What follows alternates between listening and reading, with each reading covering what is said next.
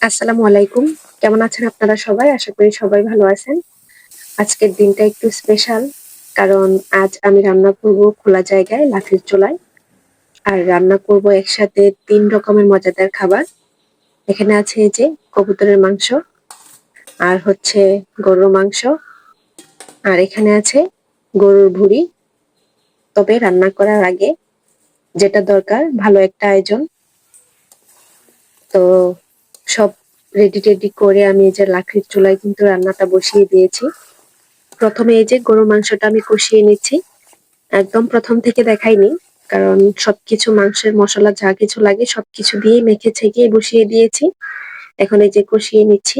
তো গরুর মাংস যদি ভালো করে কষানো হয় খেতে অনেক বেশি ভালো লাগে। তো আমি ভালো করে গরুর মাংসটা কষিয়ে নিচ্ছি। তবে একটা জিনিস কিন্তু মানতেই হবে। লাকড়ির চুলার একটা ঘ্রাণ আছে কিন্তু। যে ঘ্রাণটা রান্নার ভেতরে ঢুকে যায় একদম। খেতে অসম্ভব বেশি মজা হয়। আর এদিকে কিন্তু গরুর মাংস রান্না শেষ করেছি। এখন হচ্ছে আমি রান্না করব কবুতরের মাংস। তো কবুতরের মাংস কিন্তু এমনিতেই একটু নরম, রান্না করতেও সময় কম লাগে। তো এই যে পেঁয়াজ রসুন আমি এগুলো একটু বেজে নিব। তো আমরা যেভাবে রান্না করি কবুতরের মাংসতে একটু রসুনটা বেশি ব্যবহার করি। রসুন আমি এই যে কুচি কুচি করে একদম কেটে নিয়েছি। পেঁয়াজ আর রসুন দিয়ে আসলে আমরা কবুতরের মাংসটা খেয়ে থাকি। এভাবে খেতে কিন্তু অনেক বেশি ভালো লাগে রান্না করে। তো পেঁয়াজ আর রসুনটা আমি একটু ভালোভাবে বেজে নিব কিন্তু। তো এই তো ভাজতেছি। এখন এই যে কবুতরের মাংসটা কেটে দিয়ে পরিষ্কার করে রেখেছিলাম ওটা দিয়ে একটুখানি কষিয়ে নিব। এখন হচ্ছে আমি মাংসটা কষানোর জন্য একটু ঝোল দিয়ে দিলাম। এই রান্নাটা একটু ঝাল করে করব। তবে রান্নাটা কিন্তু ভুনা স্টাইলে করব। ঝোল কম থাকবে। তো এদিকে কিন্তু আমার কষানো শেষ। এখন হচ্ছে এই যে পরিমাণ মতো পানি দিয়ে দিচ্ছি।